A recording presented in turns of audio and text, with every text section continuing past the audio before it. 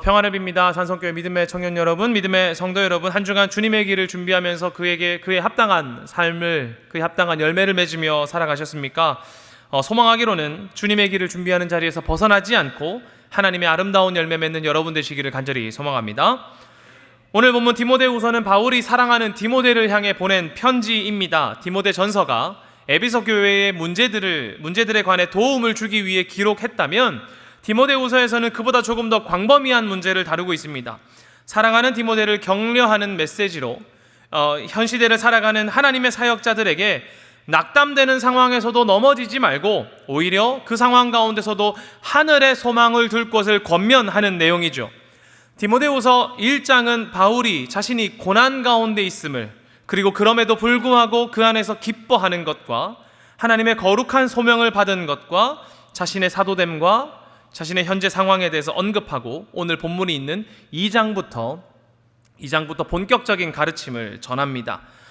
본문의 바로 앞인 1절부터 13절을 보면 그리스도의 좋은 병사가 어떤 사람인가, 주님과 함께 고난받는 것과 수고하는 농부가 곡식을 먼저 받는 것이 마땅한 것처럼 주와 함께 죽고 함께 사는 것이 그리스도의 좋은 병사라고 말합니다. 그리고 오늘 본문에서 두 번째 가르침을 전하는 거예요. 그런데 이 두 번째 가르침에는 조금 독특한 지점이 있습니다. 이 가르침이 발전하게 된 계기가, 이 가르침을 펼쳐나가는 이유와 그 기반이 이단자들을 향해서 이제 이단자들을 고려하여서 발전했다는 거죠. 그러니까 2장을 살펴보면 이런 거라는 거죠. 1절부터 13절까지는 그리스도인이 따라야 할 일반적인 원리에 대해서 얘기하고 있다면, 그리스도의 좋은 병사가 어떤 사람인가, 고난받고 주와 함께 죽고 함께 살고 먼저 수고하고 이런 사람이라면 14절부터 26절까지는 자기들 안에 혹은 우리가 마주하며 살아가는 세상 가운데 있는 이단자들을 고려하여서 그 가르침을 전개한다는 말이죠. 14절을 보십시오. 같이 읽겠습니다. 시작. 너는 그들로 이 일을 기억하게 하여 말다툼을 하지 말라고 하나님 앞에서 엄히 명하라. 이는 유익이 하나도 없고 도리어 듣는 자들을 망하게 함이라. 아멘. 그들로 이 일을 기억하게 하여서 말다툼을 하지 않게 하라고 합니다. 어떤 일일까요? 디모데전서 이제 1장 18절에서 20절을 보면 이제 후메네오와 알렉산더라는 사람이 등장합니다. 그들이 사람들 사이에서, 그리고 이 에베소 교회 사이에서 말하는 거예요. 부활은 이미 지나갔다. 이제 부활은 지나갔고 그리스도가 재림하실 때에는, 다시 오실 때에는 육체로 부활하지 않을 것이라고 주장했습니다. 아마 그는 당시에 사람들 사이에 일어나기 시작한 영지주의의 영향을 받은 것으로 보입니다. 영지주의 중심에서는 영은 선하고 순수한데 반해서 육적인 것과 물질적인 것은 타락하고 악한 것으로 보았어요. 그런 이원론적으로 구분하며 나누었습니다. 그러니 생각해 보십시오. 영은 신비롭고 육체가 타락하고 악하다면 어떻게 그리스도께서 악하고 타락한 육체로 다시 오시겠느냐라고 말하는 거죠. 이러한 사상은 사회 전반적인 영향을 끼쳤고, 물론 교회 내부에서도 영향을 끼쳤고 혼란을 만들었습니다. 후메네오와 알렉산더 역시 교회 안에 혼란을 만들었고, 이러한 말들로 교회를 뒤흔들다가 결국에는 바울에 의하여서 제명되었습니다. 그런데 여러분, 바울은 왜 이 사건을 기억하라고 할까요? 이왕이면 우리 안에 그런 분란과 어려움이 있었다면 쉬쉬하자. 일단 해결됐으니까, 그들이 이제 제명되고 처리됐으니까 그 일을 다시 꺼내지는 말자.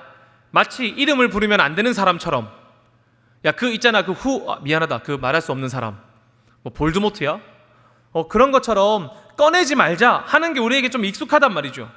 혹은 그러한 어려움을 빨리 잊자, 지나버리고 잊어버리자, 기억에서 사라지게 하자 하는 게 우리 안에 좀 더 익숙한 방식이란 말입니다.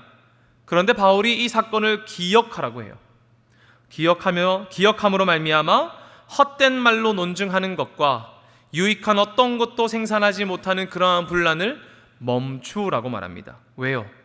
우리 안에 유익이 없고 도리어 듣는 사람을 망하게 하기 때문이라고 말하죠. 14절인데 다시 한번 읽어보겠습니다. 시작. 너는 그들로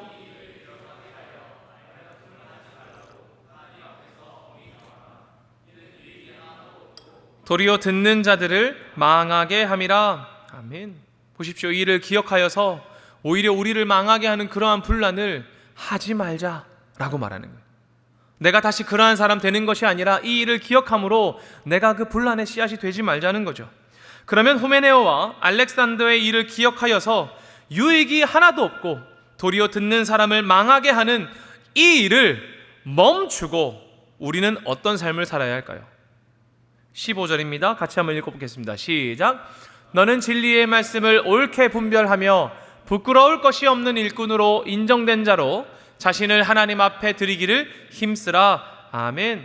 보십시오. 우리가 유익이 없고 듣는 사람을 망하게 하는 혼란을 만드는 그 말을 멈추고 우리가 해야 할 일, 우리가 집중하고 추구하고 달려가야 할 길은 진리를 올바르게 분별하고 부끄러울 것이 없는 일꾼으로 하나님께 나를 드리는 것에 힘을 써야 됩니다. 하나님께 나를 드리는 것, 말씀을 읽고 하나님 앞에 부끄러울 것이 없는 일꾼으로 나의 삶을 드리는 것에 온 에너지를 쏟아야 된다는 거죠. 후메네오의 사건을 기억함으로 도리어 어떻게 하라는 것입니까? 바른 길을 가라는 거예요. 그런데 질문이 생깁니다.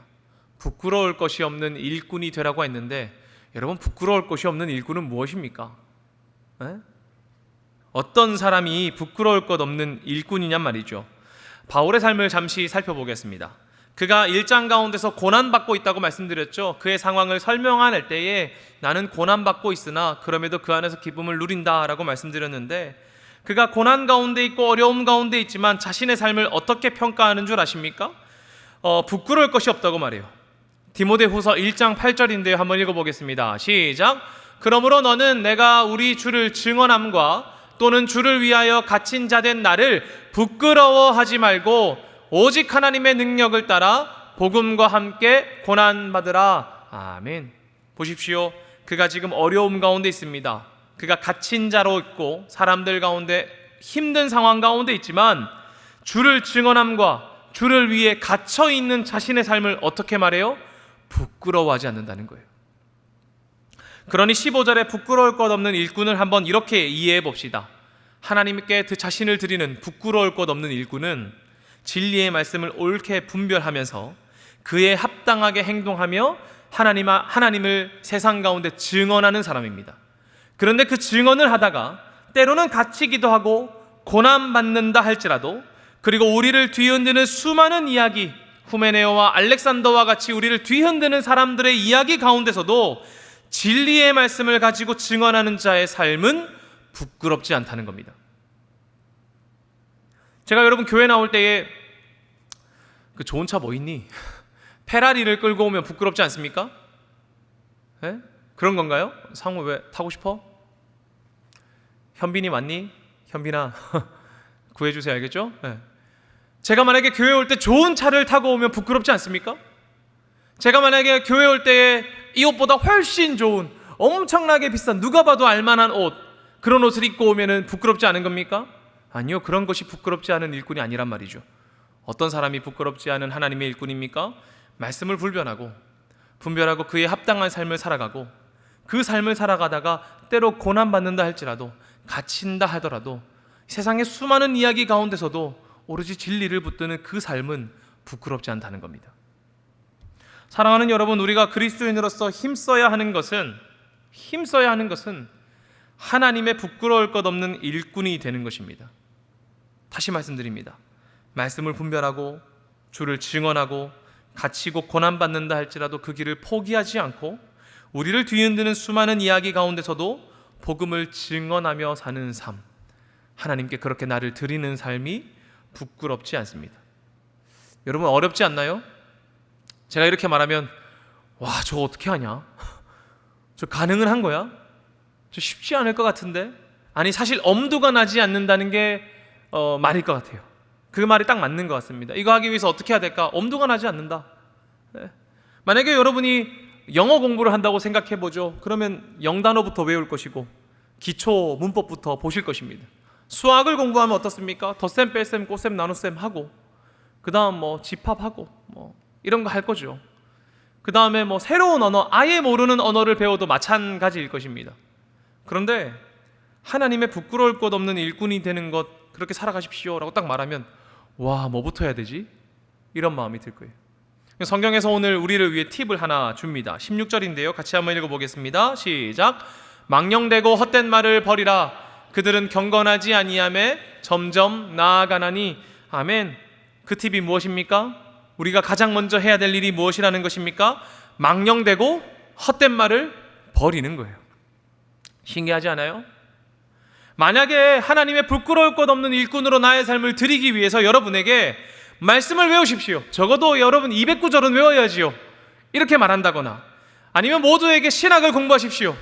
모두를 위한 신학 공부를 연다거나, 흔들리지 않도록 하루에 5시간씩 기도하십시오 라고 말한다거나, 모두 여러분 봉사하십시오, 혹은 사회에서 열심을 다하십시오 라고 말하는 것이 우리에게 익숙하단 말이죠. 그것이 하나님의 부끄러울 것 없는 일꾼 아닐까? 이렇게 말이죠. 그런데 부끄럽지 않은 하나님의 일꾼이 되기 위해 가장 먼저 해야 될 일에 대해서 망령되고 헛된 말을 버리라고 합니다. 왜 그럴까요? 왜 바울은 우리에게 망령되고 헛된 말을 버리라고 할까요? 우리가 부정적인 것에 더 빨리 그리고 쉽게 흔들리기 때문입니다. 마치 후메네오와 알렉산더의 이야기에 마음이 요동했던 사람들처럼 말이죠. 저도 정말 궁금하더라고요. 왜 사람은 긍정적인 마음보다 부정적인 마음이 먼저 생길까? 어떤 일을 딱 주어지면 이게 된다라는 생각보다 안 될 근거부터 우리가 찾잖아요, 대부분. 왜 그럴까 생각했습니다. 찾아보니까 사람이 긍정적인 마음보다 부정적인 마음이 먼저 생기는 데에는 이유가 있다고 하더라고요. 호주 퀸즐랜드 대학의 사회심리학자 로이 바우마이스터, 이름 왜 이렇게 어렵냐?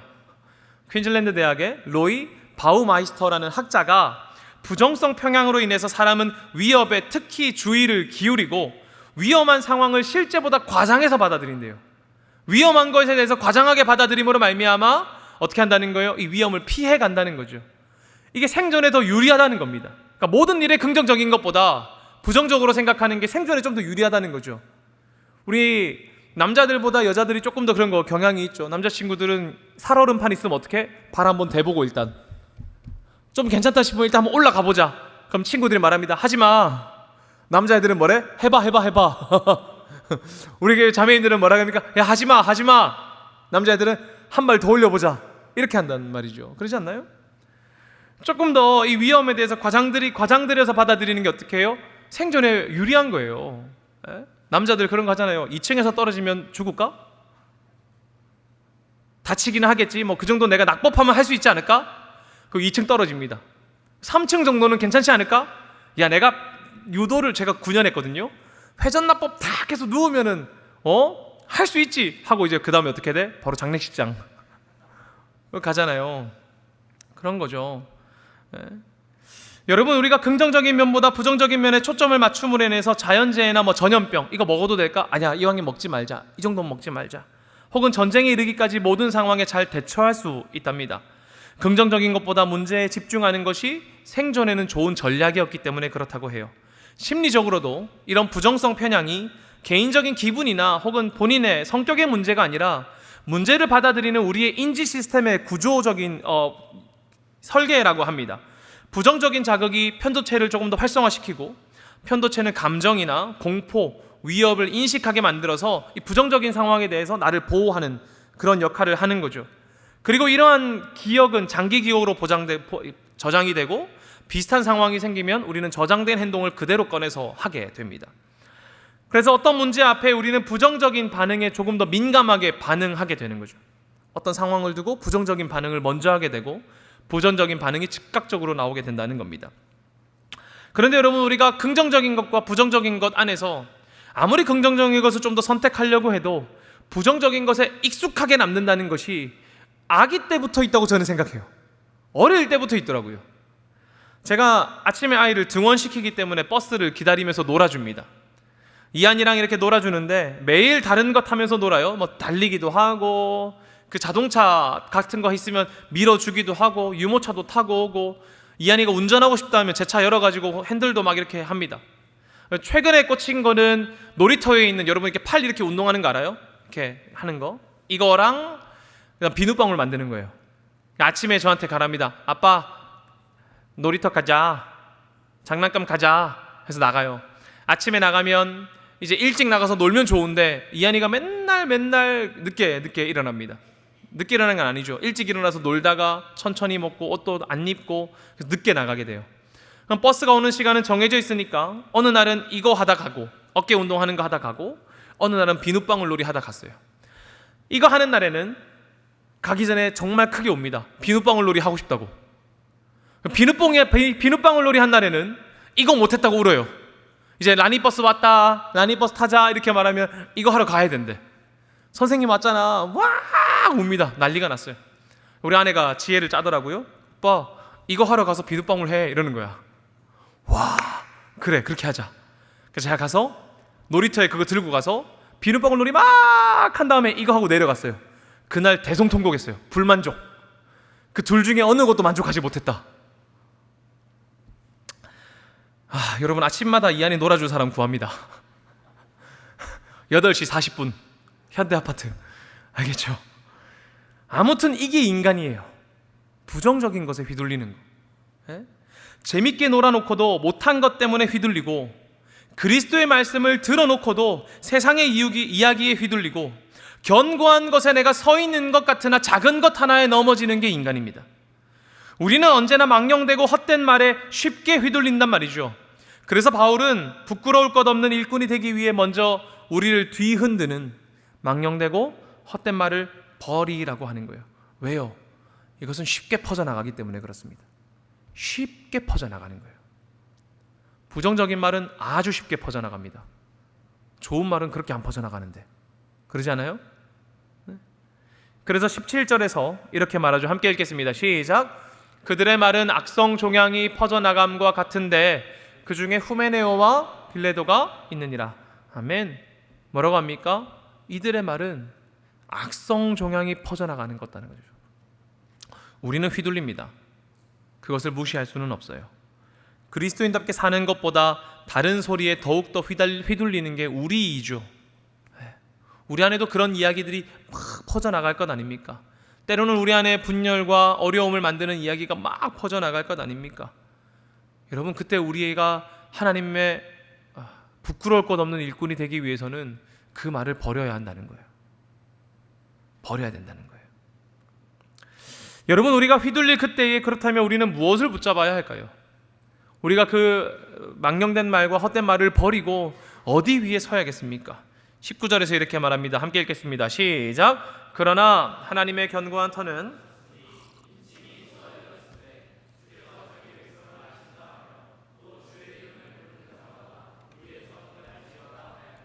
아멘.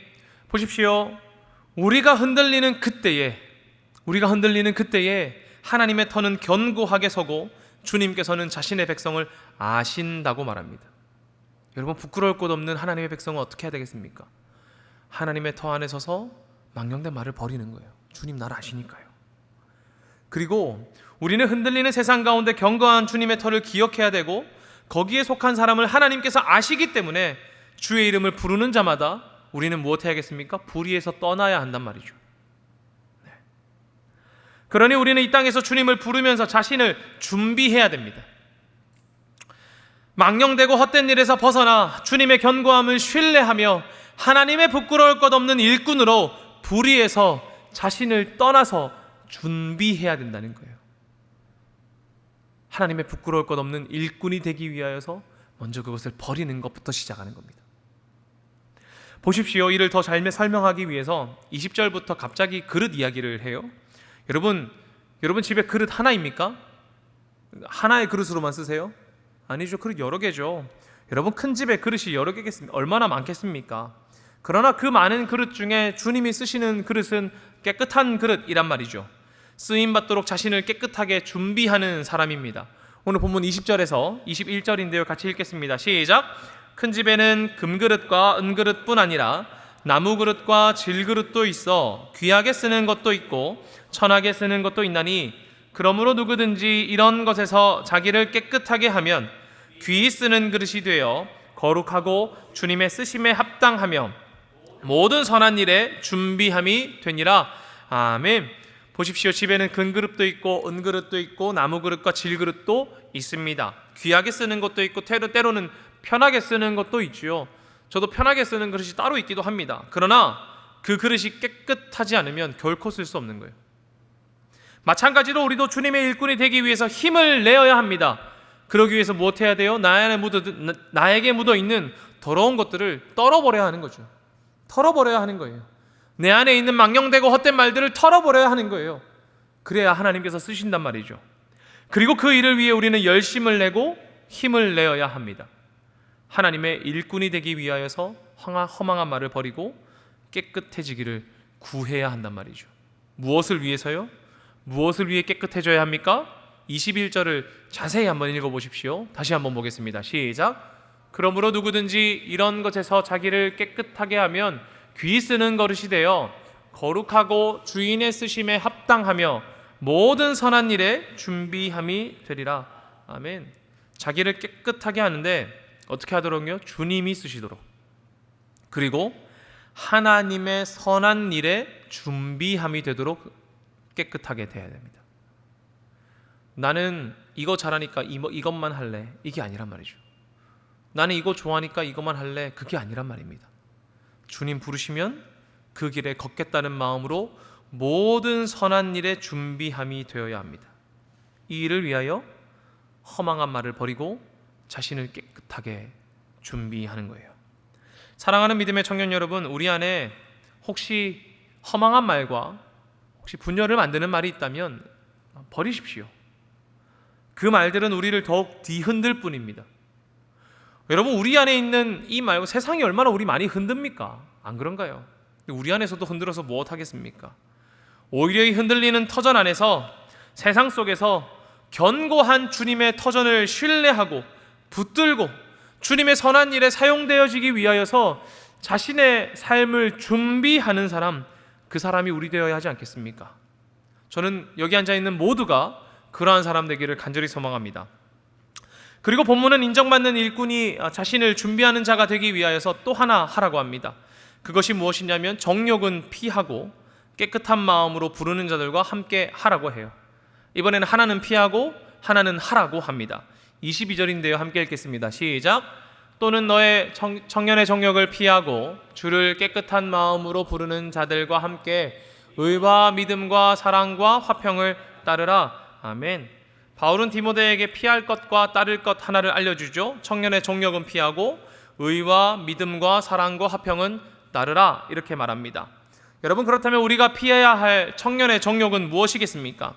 우리가 대부분 이런 구절을 읽으면 성적인 이슈를 떠올릴지 모릅니다. 물론 그런 부분을 포함하겠지요. 그러나 본문의 뒷부분이 성과 관련된 이야기를 하지 않는다는 것을 보면 이것을 성적인 것으로, 성적인 정욕으로만 국한시키는 것은 조금 아쉬운 마음이 들어요.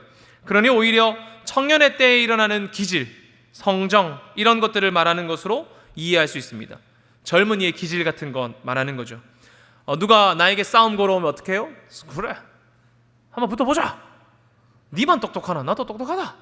그 다음에 어떤 거? 내 고집, 내 생각이 일단 맞아, 일단 너는 틀렸어, 이런 이야기라거나 젊은이의 기질, 자신의 생각만 맞다고 주장하는 것 등과 같은 그런 젊은 시절의 치기심, 그런 것들이 아마 우리의 청년의 정욕인 것 같습니다. 특히 이 부분이 22절 하반부를 보면 정욕을 피하고 의와 믿음과 사랑과 화평을 따르라고 한 것을 보면 이 정욕이라는 것을 조금 더 어떻게 이해할 수 있을까 생각해 본다면 의와 믿음과 화평과 사랑과 반대되는 것들, 그러한 것들이 아마 우리 청년의 정욕이라고 생각이 됩니다. 의로움을 추구하기보다는 자신의 이익만을 소중히 여기는 것, 남은 손해보더라도 나는 손해보면 절대 안 되는 그런 것 말이죠. 믿음의 행위보다는 삶의 안위를 바라는 것, 사랑을 나누기보다는 사랑을 받아야만 하는 것, 화평을 이루기보다는 나의 생각과 나의 의견과 나의 고집으로 인하여서 화평을 깨뜨리는 일들, 허망한 말이나 주장을 고집하는 그러한 것들이겠지요. 바울은 그러한 것들을 피하라고 말하는 거예요. 사랑을 깨는 일들, 공동체를 뒤흔드는 일들 말이죠. 나의 청년의 기질 때문에, 청년의 정욕 때문에 말입니다.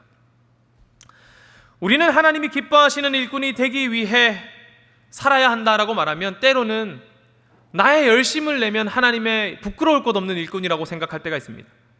그러니까 무슨 일이 있으면 내 생각대로 일을 시작하고 나의 주장을 펼치고 남들이 나의 일을 멈추면 야, 이게 하나님의 뜻이야 라고 말하면서 그 일을 성취해내면 그게 하나님의 일꾼이라고 생각하는 경우가 있어요. 내가 열심을 냈으니. 좀 더 다르게 말해볼까요? 내가 주를 위해 열심을 냈으니, 내가 주를 위해 온 마음을 쏟았으니, 내가 주를 위해 시간을 내고, 내가 주를 위해 내 돈을 내고, 내가 주를 위해 내 마음을 내었으니 하나님 기뻐하셔야 한다 라고 말이죠. 그러나 하나님의 기뻐하시는 일꾼, 주님의 부끄러울 것 없는 일꾼은 오늘 본문에서 말하기를 의와 믿음과 사랑과 화평을 깨는 청년의 정욕을 피하는 사람들이라는 거죠. 우리 안에 있는 허망한 말을 버리고 우리의 화평을 깨는, 사랑을 깨뜨리는 나의 기질들을 내려놓는 사람들, 정욕은 피하고 오히려 의와 믿음과 사랑과 화평을 이루는 사람들이 하나님의 부끄러울 것 없는 일꾼이란 말입니다. 여러분, 의는 무엇입니까? 의, 사전을 찾아보면 윤리적으로, 도덕적으로 바른 행실과 착한 행실을 말합니다. 그러나 성경에서 말하는 의는 죄를 미워하고 타락하고 부패한 것을 배척하는 것을 말하는 거예요. 그러니까 부정한 것을 떨어뜨려 버리는 거예요. 그러니까 내 안에 있는 붙은 더러운 것들을 떨어뜨리는 걸 말하는 거예요. 어떤 것처럼요? 내 입에 있는 허망한 말을 버리는 것처럼요. 그릇을 준비하기 위해 더러운 것들을 떼어내는 것처럼 말입니다. 여러분, 우리의 삶에서 죄를 멀리하고 하나님의 뜻을 구하고 하나님 앞에 정결하여 지기를 갈망하는 것이 하나님을 기쁘시게 하는 부끄러울 것 없는 자의 행동입니다. 그렇다면 믿음은 무엇입니까? 믿음은 하나님 신뢰하는 것이죠. 때로 우리가 믿음이라고 하면 괜찮아, 다 좋을 거야, 야, 너 믿음 되게 좋다, 그걸 믿음이라고 생각할 때가 있습니다. 물론 그것도 믿음입니다. 그러나 성경에서 말하는 믿음은 조금 더 정적인 것이 아니라 역동적인 거예요. 그러니까 믿음은 우리의 삶을 바꿔내는 거예요. 여러분, 하나님을 믿으십니까? 주의 말씀을 믿으십니까? 그렇다면 그 말씀이 나의 삶을 바꿔내는 힘이 있다고요. 그게 무엇입니까? 믿음이라는 겁니다. 예수 그리스도를 나의 주인으로 인정하고 삶의 방향을 그분에게로 전환하여 나의 삶을 맡기면 그 믿음이 나의 삶을 바꿔야 돼요. 믿음은 역동적이기 때문에 그렇습니다. 우리는 주님께로 우리의 삶의 방향을 결정하고 우리의 삶이 전환하도록 믿음을 구해야 되고 믿음의 나의 삶을 드려야 합니다. 왜요? 믿음은 힘이 있으니까요. 어떤 힘이요? 나의 삶을 변화하는 힘이 있으니까요. 삶을 바꾸는 역동함이 있으니까요. 하나님 앞에 부끄러울 것 없는 일꾼은 믿음이 이끌어가는 삶을 사는 사람입니다. 믿음의 의로운 행동을 하고 믿음으로 말미암아 한 행동에 부끄러워하지 않는 사람들, 믿음으로 주를 증언하는 일에 부끄러워하지 않는 사람들, 마치 바울처럼 말이죠. 복음을 위하여 갇힌 자 되더라도 어려움 앞에서도 주와 복음을 위해 살았기에 부끄러울 것 없는 삶, 그게 믿음입니다. 사랑은 무엇입니까? 하나님이 사랑이죠. 그러니 하나님을 닮는 것이 우리의 사랑입니다. 그런데 오늘 본문에서는 이 사랑이 하나님과 나 사이에, 혹은 내가 하나님을 사랑해야 된다라고 하는 방향보다 서로에 대한 사랑을 말해요. 공동체 안에 있는 사랑을 말하는 거죠. 그러니까 여러분 안에 사랑을 추구하십시오, 사랑을 이루십시오, 따르십시오라고 말하면 하나님만 사랑해야지가 아니라 지금 옆에 앉아있는 사람뿐만 아니라 앞뒤와 저 2층과 1층과 대각선에 앉아있는 사람들을 뭐 하는 거예요? 사랑하는 거예요. 하나님의 마음으로 환대하는 것이고 공동체 안에서 서로를 돌보는 것, 그것이 사랑입니다. 내가 하나님께 받은 사랑을 서로에게 나누는 것이 사랑입니다. 우리가 사랑을 말하고 행동을 하지 않으면 얼마나 부끄러운 사랑입니까? 우리가 하나님의 사랑을 말하고 나는 하나님의 사랑으로 그 사람을 받아주지 않으면 그 얼마나 부끄러운 사랑이냔 말이죠. 여러분, 우리가 하나님의 사랑 안에 있습니까? 주의 사랑을 받았습니까? 그러면 내가 용납받은 것처럼 그를 용납하고 내가 사랑받은 것처럼 서로를 사랑해야 하는 것입니다. 그 사랑을 따르는 사람이 주님 앞에 부끄러울 것이 없는 것이죠. 마지막은 화평입니다. 히브리어로 샬롬이죠. 화해와 일치와 같은 일시적인 평화가 아니라 참된 평화의 상태를 말하는 거예요. 여러분, 우리는 우리 안에 이 평화를 구해야 되고요. 왜요? 평화는 하나님 주시는 거니까요. 그리고 그 평화를 이룩하기 위하여서 우리는 실천해야 됩니다. 행동해야 돼요. 노력해야 됩니다. 우리 공동체 안에 평화와 화평을 이룩하기 위해서 노력해야 된다고요. 허망한 말도 버려야 되고 참기도 해야 되고 용납도 해야 되고요. 왜요? 마태복음 5장 9절에서는 화평케 하는 자를 이렇게 말하거든요. 같이 한번 읽어보겠습니다. 시작. 화평하게 하는 자는 복이 있나니 그들이 하나님의 아들이라 일컬음을 받을 것이미요. 아멘. 보십시오. 화평케 하는 자는 복이 있는데 왜 복이 있다고 말합니까? 그 사람들이 하나님의 아들이라고 불리운단 말이죠. 어떤 사람이 하나님의 아들이라고 불립니까? 어떤 사람이 하나님의 자녀라고 부름을 받습니까? 불리우게 됩니까? 화평을 이루는 사람들이라는 거예요. 주님이 우리에게 평화 주시는 분이기에 그 하나님께서 나에게 주신 그 평화를 이룩하는 여러분의 삶이 하나님의 자녀 되는 거란 말이죠. 주님은 우리에게 평화를 주시고자 하는데 다툼은 그 평화를 멀리 있게 합니다. 그러나 화평을 이루기 위해 고군분투하는 사람들, 평화를 위해 사랑하고 의로운 행동을 하고 믿음을 지키고 또 자신의 삶 가운데 다툼을 벌이는 사람들, 하나님이 주시는 평화를 이 땅에 전달하는 사람들이 하나님의 자녀입니다. 여러분, 그렇다면 궁금함이 생깁니다. 모든 불편함을 버려야 됩니까? 모든 불편함을 참아야 됩니까? 하나님, 내가 하나님의 부끄러울 것 없는 일꾼이 되기 위해서 마음속에 드는 이 울분도 다 참고 무조건 제가 진짜 무조건 잘못했는데 절대 말하면 안 되고 화도 절대 내면 안 되고 무조건 나도 화나지만 용납해야 되고 제가 막 엇나가든 말든 놔둬야 됩니까? 아니요, 그러지 않습니다. 24절에서 26절인데요. 같이 한번 읽겠습니다. 시작. 주의 종은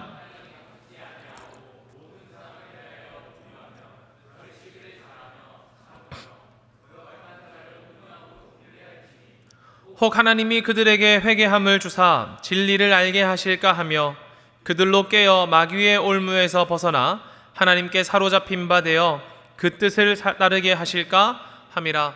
아멘. 보십시오. 믿음의 행동을 하고 의로운 삶을 살고 사랑과 화평을 이룬다는 것은 무조건 참으세요, 견디십시오라고 말하는 것이 아닙니다. 우리 그 청년회 때 이런 말 많이 하죠. 견뎌, 이런 거 많이 하잖아요. 공부해야 되면 막 견디라고 하고 어려운 일 있으면 견디라고 하고 그럴 때 있죠. 근데 그리스도인으로서 화평을 이루고 하나님의 부끄러울 것 없는 일꾼이 된다는 것은 무조건 다 견딘다는 게 아닙니다. 오히려 다투지 않으면서도 온유하게 가르치는 거예요. 제가 마음에 안 들어. 그럼 가서 우리는 편하게 얘기하죠. 마, 니 그 잘못했다. 니 이럴 때가 있죠. 이거 다 필요 없다. 이렇게 말하기도 하고요. 그게 아니라 어떻게 한다는 거예요? 온유하게 가르치는 거예요. 온유하게. 그리고 때로는 참기도 하고요. 내 안에 있는 울분을 때로는 참아야 되죠. 때로는 훈계도 합니다. 근데 야, 내 밑으로 다 엎드려, 이런 게 아니라 부드럽게 하는 거예요. 또 때로는 저 사람들을 위해 기도하는 거죠. 회개함을 주실까? 하나님, 저의 마음을 어루만져 주세요. 그 사람 마음을 만져주세요. 또 하나님 회개함 주시지 않겠습니까? 때로는 하나님의 뜻을 따르도록 돕는 겁니다. 참고 견디며 온유하고 겸손하게 화평을 이루며 하나님의 뜻을 따르도록 이끄는 사람, 이것이 우리가 추구해야 할 하나님의 부끄러울 것 없는 일꾼의 모습입니다. 때로 이 일을 위하여 고난받기도 하겠죠. 때로는 상처 입기도 할 겁니다. 그러나 여러분, 고난받고 상처받았다고 해서 부끄러워하지 마십시오. 목사님, 제가 믿음이 너무 적나 봐요. 아니요, 믿음이 적으면 시도도 안 합니다. 그러나 그 상처 앞에 부끄러워하지 마십시오. 두려워하지 마십시오. 왜요? 내가 이를 도전하고 있다는 것이 하나님 앞에 부끄러울 것이 없는 일꾼으로 자라나고 있는 겁니다. 여러분, 하나 잊어서는 안 될 것이 있습니다. 우리가 이런 말씀을 들으면 결단하죠. 하나님, 내가 그런 그리스도인이 되고 싶습니다. 주님 앞에 부끄러울 것 없는 그리스도인이 되고 싶습니다. 하나님, 내가 어떻게 해주십시오, 이런 얘기합니다. 우리 이렇게 결단하더라도 며칠 안가 넘어지죠. 다시 흔들리고 원래의 자리로 갑니다. 왜요? 홀로 그런 그리스도인이 되고자 하기 때문에 그렇습니다. 내가 말씀을 많이 읽으면, 기도를 많이 하면, 내가 무조건 참으면 그런 그리스도인이 될까? 이런 고민을 하게 됩니다. 홀로 하면 넘어져요. 본문 22절인데요. 다시 한번 읽어보겠습니다. 시작. 또한 너는 청년의 정욕을 피하고 주를 깨끗한 마음으로 부르는 자들과 함께 의와 믿음과 사랑과 화평을 따르라. 아멘. 어떻게 말합니까?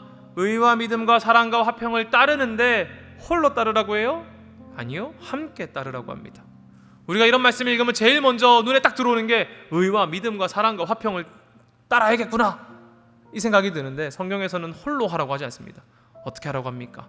함께 하라는 거예요. 혼자 망령된 변론을 버리거나 다투는 것을 버리거나 혼자 의와 믿음과 사랑과 화평을 위해 고군분투하라, 이렇게 말한 것이 아닙니다. 주님을 깨끗한 마음으로 부르짖는 자들과 함께 하십시오. 곧 어떤 사람입니까?